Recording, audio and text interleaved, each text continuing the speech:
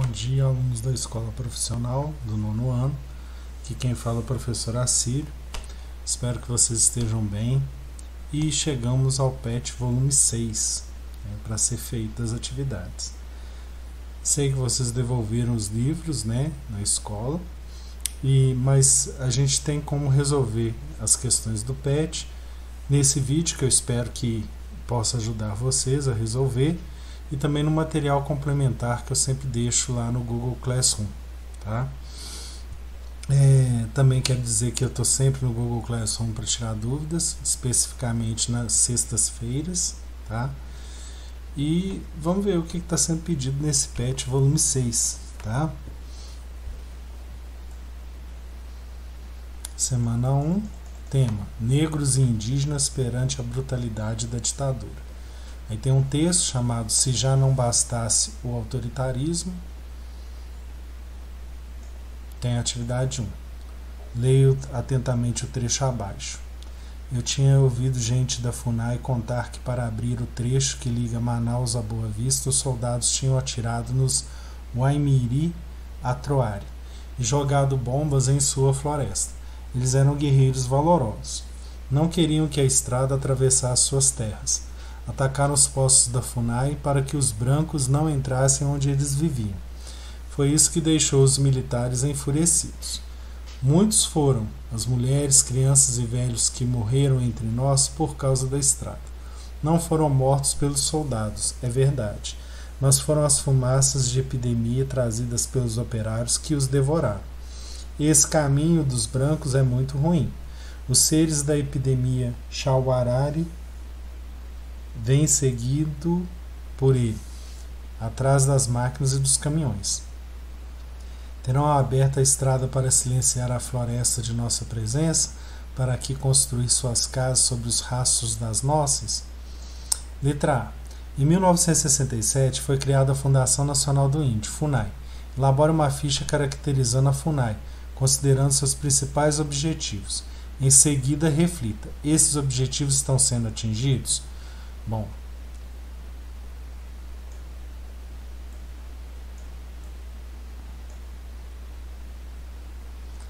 aqui vem falando do autoritarismo aqui contra os índios, tá? Vai ter que ser feita então uma pesquisa, Você vai olhar aqui, Fundação Nacional do Índio, FUNAI, elaborar uma ficha. Aí você vai colocar Fundação Nacional do Índio, FUNAI, e colocar objetivos. Aí você pesquisar quais eram os principais objetivos da FUNAI. Um deles está bem claro, Se é a Fundação Nacional do Índio, ela vai proteger quem? Aí aqui está perguntando: esses objetivos, eles estão sendo atingidos? Pelo que vocês viram aqui no texto, tanto na época aqui da ditadura militar, como hoje em dia. E aí você falar sobre isso, tá bom?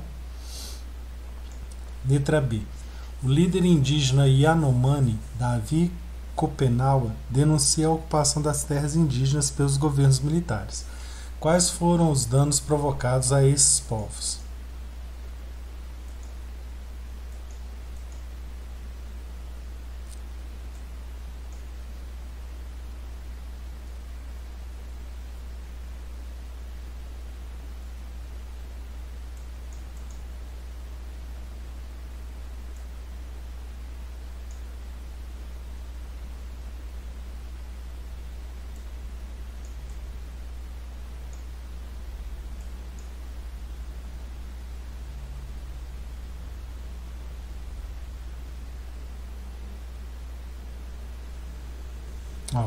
Você lendo aqui no texto, que ele está falando a respeito, você consegue tirar aqui os danos provocados a esses povos, tá?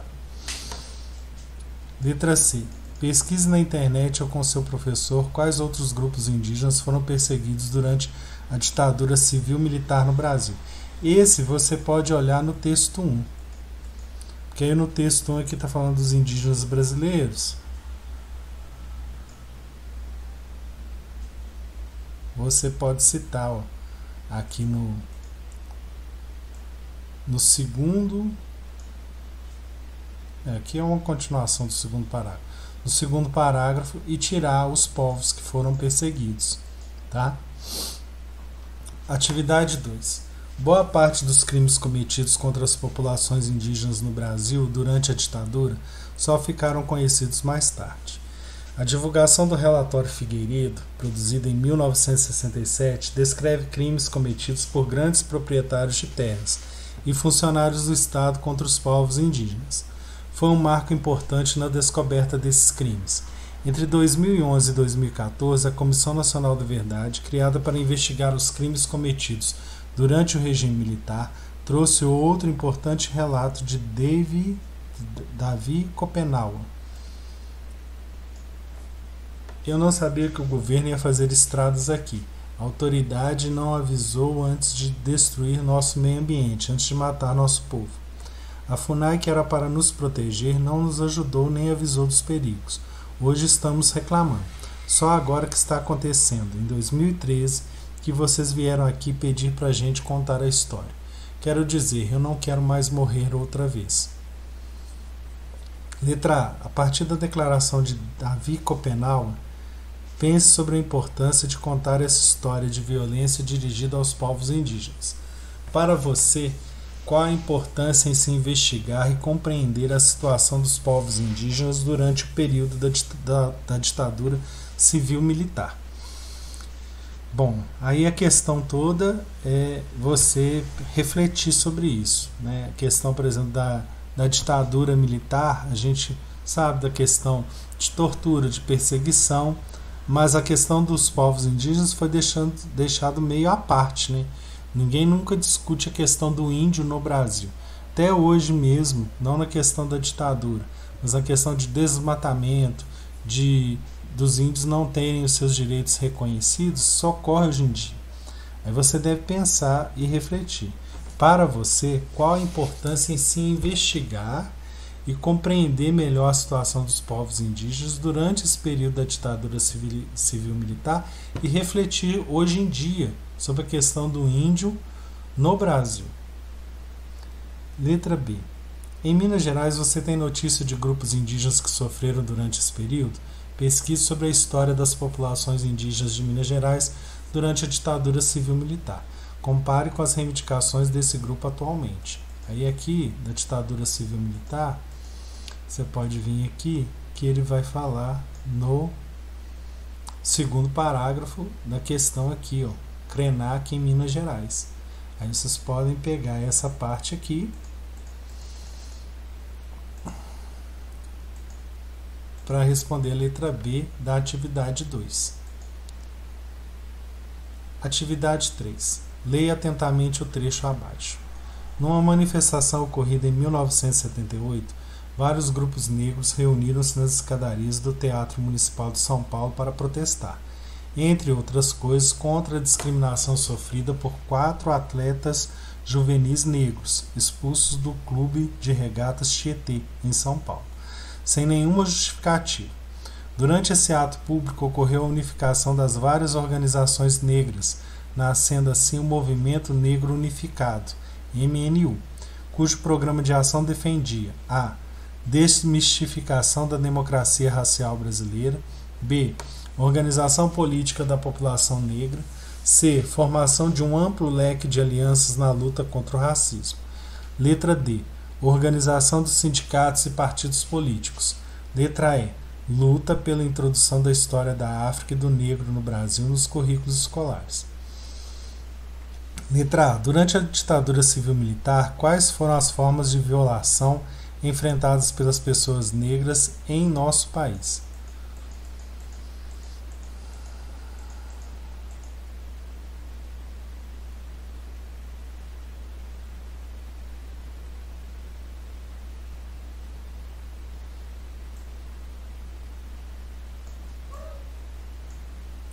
Último parágrafo, que aí vem falando da perseguição no movimento negro, tá?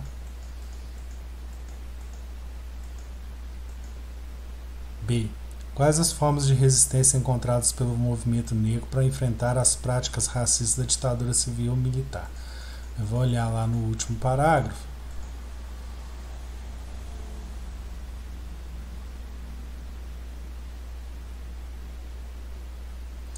Aí, aqui no finalzinho, quando fala desses grupos culturais que foram criados, é uma maneira de lutar contra a perseguição à prática racista. Tá? Letra C. Quais pontos do programa de ação acima foram conquistados em nosso país? Aí você vai olhar aqui esse programa de ação aqui, o que ele defendia. Então ele defendia letra A, B, C, D e E.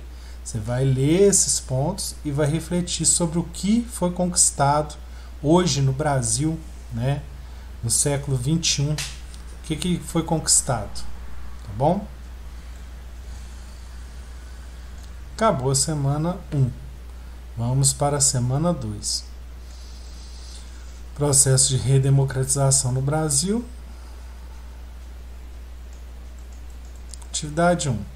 Por que podemos afirmar que a lei da anistia beneficiou torturadores e assassinos a mando do Estado?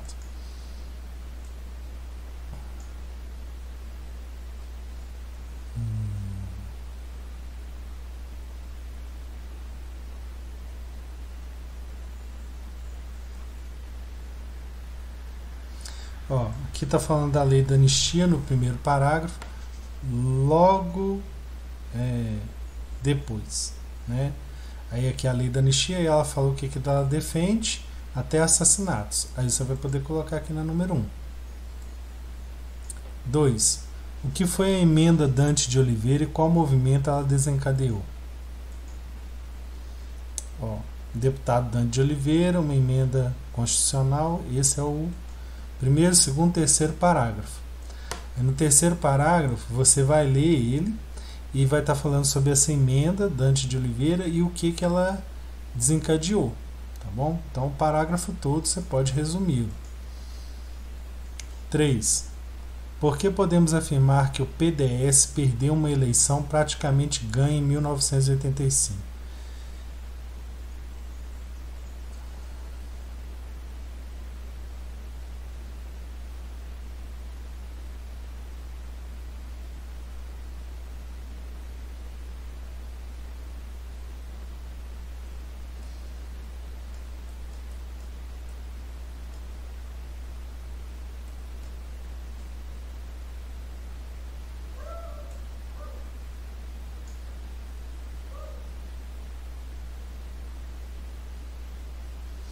Olha só, esse penúltimo parágrafo fala da questão do PDS, tá? Ó. Aí vai falar por que ele perdeu uma eleição praticamente ganha em 1985. Aí acabou a semana. Não precisa ser copiar o último parágrafo, não. Acho que o primeiro parágrafo, primeiro, segundo, terceiro, quarto parágrafo. Quarto parágrafo atende, né, a última atividade, aí, atividade 3, né, a pergunta do 3. Tá? A gente começa aí a semana 3.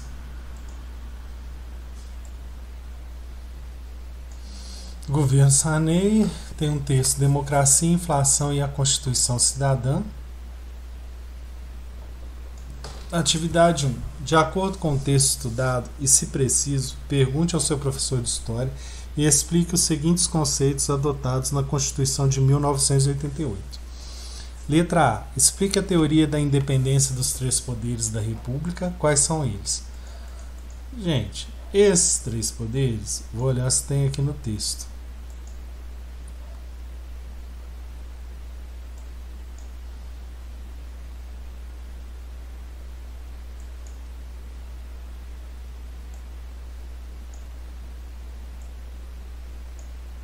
Não está indo literalmente nos 3 poderes aqui no texto falando, não. Tá? Mas você, aluno, se lembra que lá no 8º ano a gente estudou iluminismo e tinha os 3 poderes. Então são os mesmos 3 poderes lá criados por Montesquieu e você colocar a função deles, né?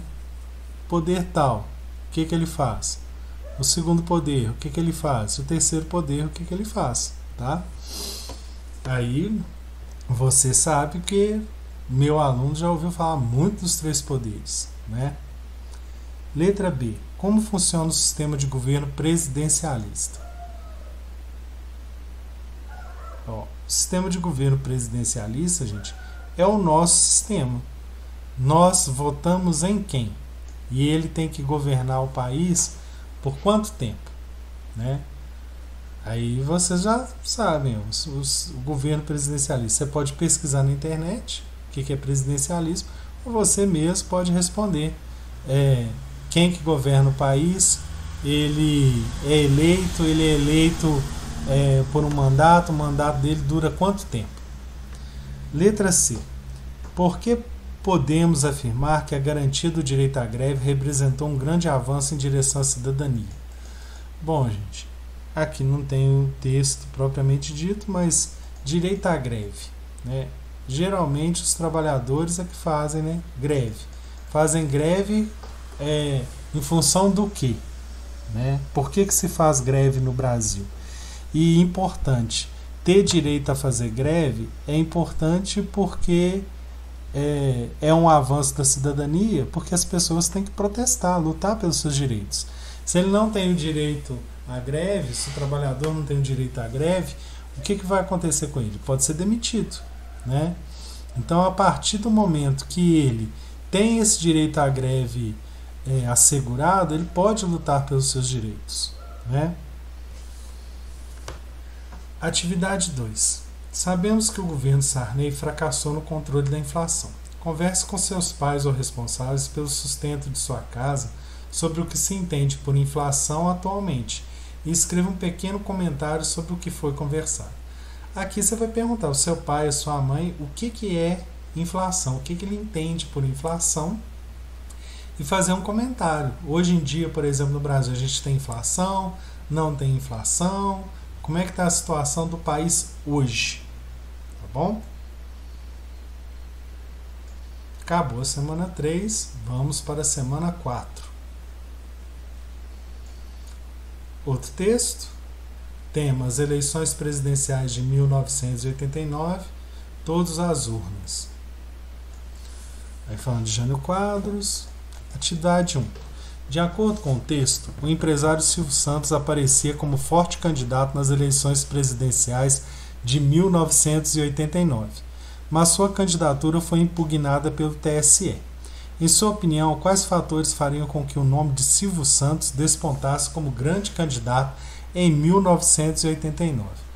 Dá uma olhadinha no texto, se vem falando. Tá? Jânio Quadros, Paulo Maluf.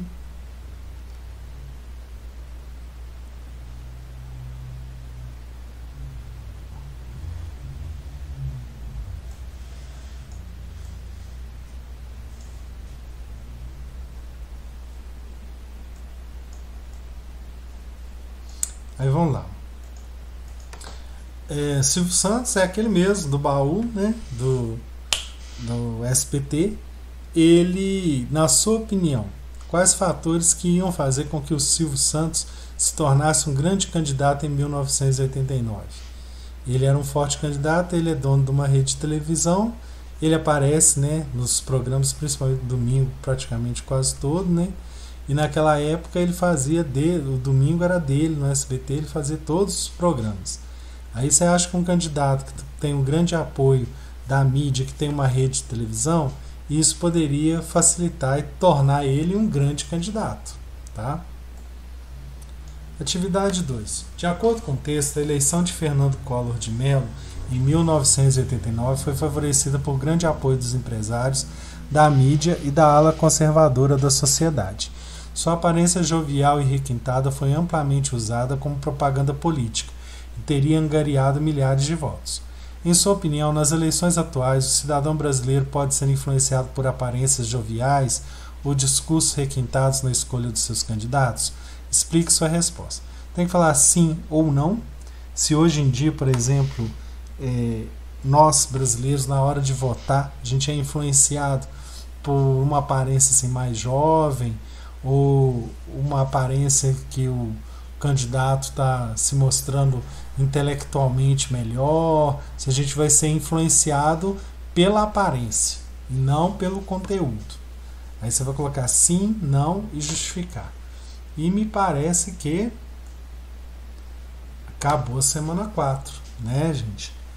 Aí aqui, espero que vocês continuem fazendo as atividades, espero que esse vídeo tenha ajudado vocês de alguma forma, porque essa é a intenção.